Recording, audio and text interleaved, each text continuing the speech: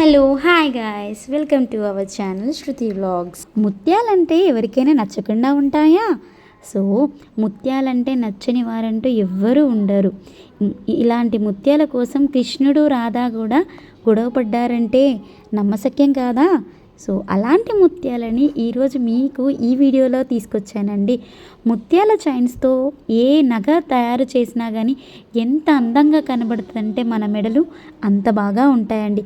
ఇటువంటి అందమైన ముత్యాల చైన్స్ ప్రతి ఒక్క ఆడవాళ్ళ ఇంట్లో ఉండాల్సిందే అండి.